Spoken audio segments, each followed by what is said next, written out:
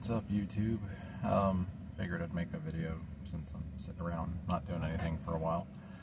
Been sitting here in Indiana, I guess, since last night. Stopped driving for a little bit. I think the last video I posted was with Dart, and that didn't work out. That was one of those that was over before it even started, kind of things. Not that it's a terrible company, but just, I don't know, the way it played out, and it was a lease thing, and those rarely work out.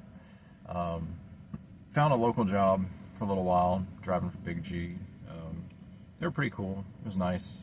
Nobody bothered me, but it was for an account that had parts for Cadillac or something, and the orders just got smaller and smaller. I mean, I could see it was ending before it even started as well, because, I mean, when you're pulling trailers that have one pallet, that's not even like 4,000 pounds, and you're only doing that 3 days a week, it was just a matter of time before it was gonna get canceled. And so I was there for about, I don't know, almost 2 months, and they ended up canceling the account just because the company that I was pulling for was starting to cancel loads, and it got to where it was like 2-3 weeks of just, hey, cancel after cancel after cancel, and they pulled out of the account saying, hey, it's or the deal, because it just wasn't worth it.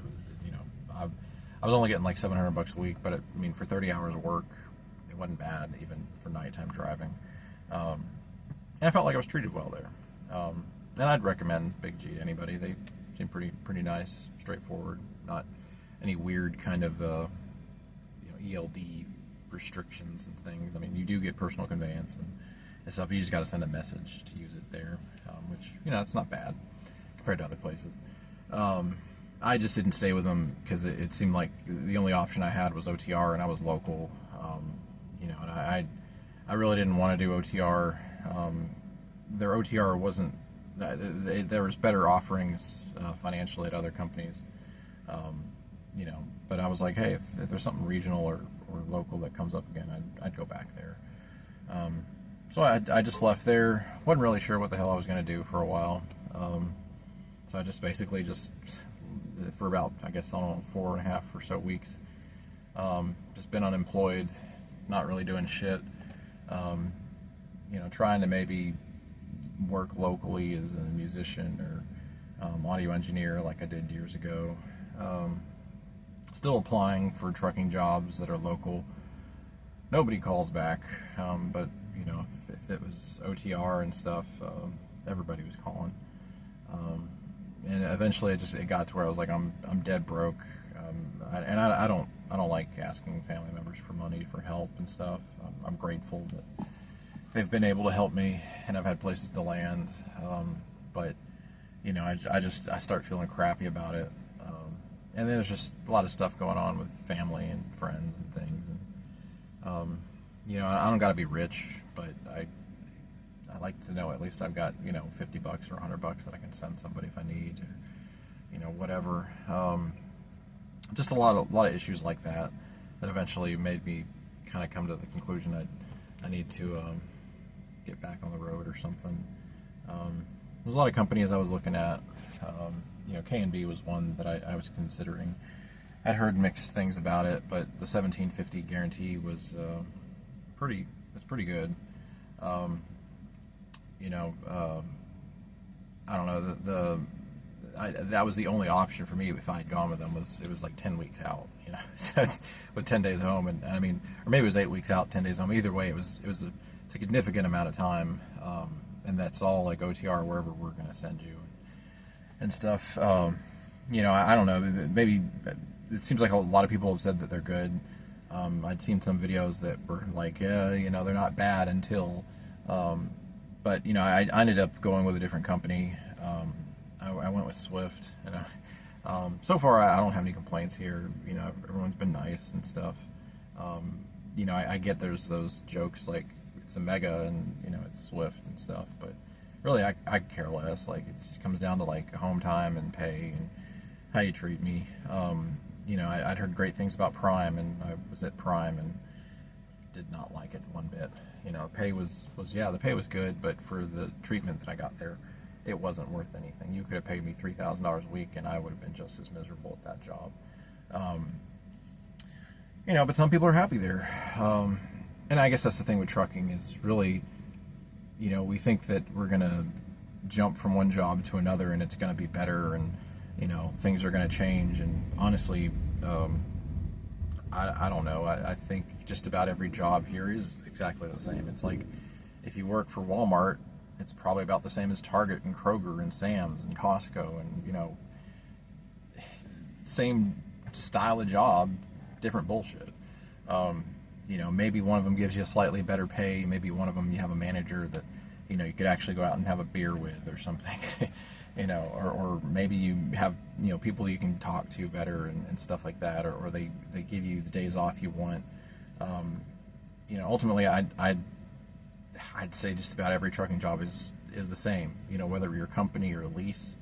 You know, it's all set up the same. It just comes down to, you know, if you have a family and you need this kind of insurance, or if you need this kind of pay or this kind of home time, do I think that trucking is a lifelong career?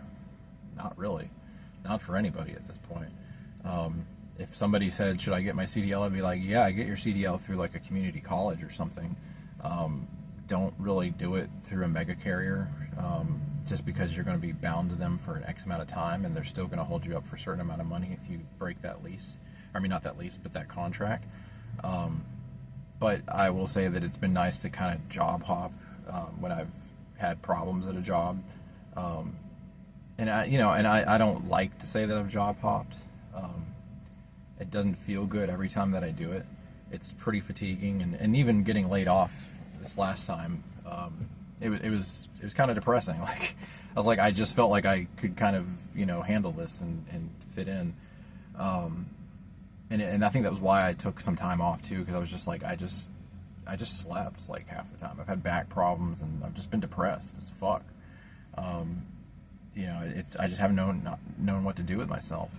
So I just kind of stopped and was like, I'm just going to recover and recuperate in whatever way I can. 1 second, let me turn off this heater. Here, I'm starting to roast. But yeah. You know, it's a good thing to have for when you want to walk away. You know, you could just say, I've done my year trucking, saved up however much money or no money, and I'm burned out, and I want to go back to living at home and having friends and family, and you know, just have a life. And you can do that, like whether you want to go back to driving or not. You can take 3 months off and, you know, then say, well, I'm broke again, I need to find a job, and you can go back to OTR, or if you find something local or whatever. It's a good thing to have on a resume for you know, driving jobs, whether you're, you know, limo driver, you know, box truck stuff. I mean, the bus driver, if you've had CDL experience for over a year, you're going to be able to be hired for other driving jobs a lot quicker. So that's a good thing. And in that sense, it's worth it. The community colleges, I think, are better off for getting your CDL. Maybe the training's not as good. I wouldn't say it's worse. It all really comes down to your trainers and, you know, how much time you get in the truck and things. But the nice thing is you don't have any financial or kind of physical obligation to anybody. You go where you want to go. Now, some of those companies might say, hey, you didn't go to our school, so you're going to have to be with a trainer for 3 weeks or 3 months or whatever. And that may suck, but the thing is you can walk away if you realize, like, man, these people are treating me like shit. The pay is crap. I never get home when I want to, whatever.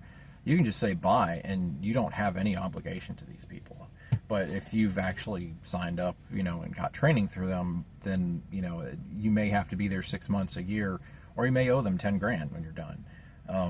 That's the problem with you know, some of these mega carriers like that. But you know, and it's the same thing with leases. I've been in a couple. I'm in one now. Do I actually believe that I'm gonna own the truck after a year, 18 months, 2 years, whatever, you know, that company is advertising with their leases? No, I don't. I really don't. do I think, if I made it a year with some companies and I wanted, like say with Dart, if I was with them for a year on a lease, I think it was 18 months was how long mine was. Even after that 18 months, I was still going to owe $60,000 on a 4-year-old truck. At that time, it was 2021. I think I was in a 2016 or something like that, maybe 2017.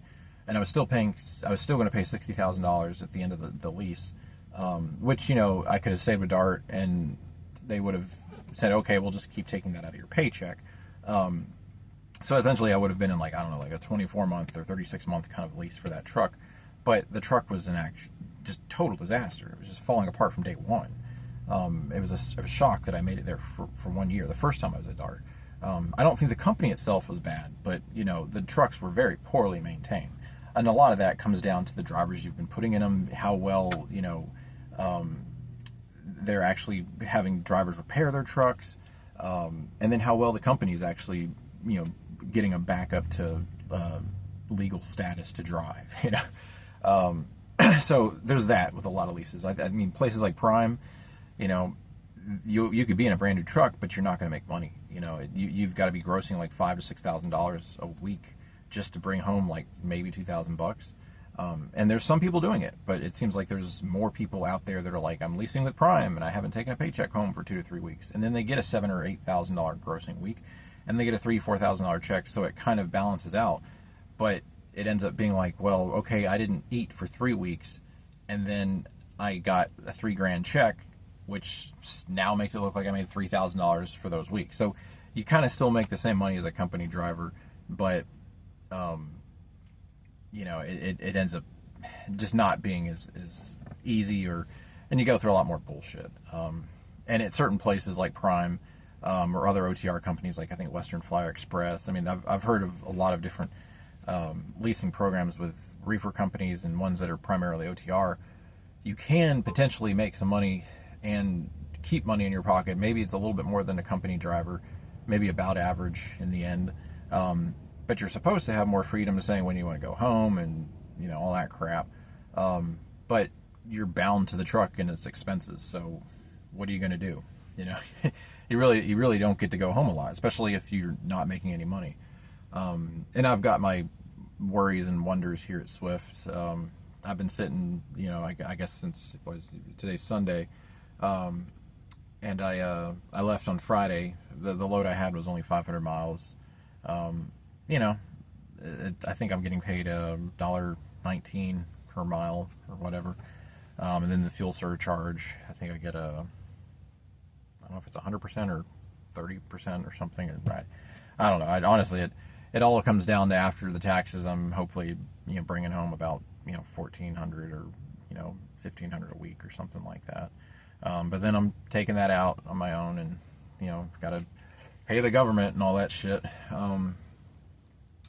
But I do I think I'm going to own the truck in 1 year? Not really. If I could get a bank loan for the buyout at the end of this term, if I stay here a year, do I think I'll do that? Probably not. I don't know how much longer I want to be a truck driver, really. I've been trying to find something else to do with my life, but I really don't know what the hell to do. And I go crazy being at home. I don't know if people that have been to prison kind of feel some of these ways where, they get out and it's like, what do you do? Like you go stir crazy. And I mean, you may have all these ideas, like when you're in a truck, you just think of all the crap you can do to make a living and get by, and what you're going to do with friends and family once you're out. And then you're out and you're just like, what do I do? Like, I don't feel like I fit in. And that's kind of how I felt, is it's hard socializing. I'm already an introverted person, kind of quiet, and I can be social. I like being around people, but I don't know. I think I get drained a lot quicker than the average person. So being in a truck is kind of nice because I just sit here and just veg out and sleep and listen to music and just be me.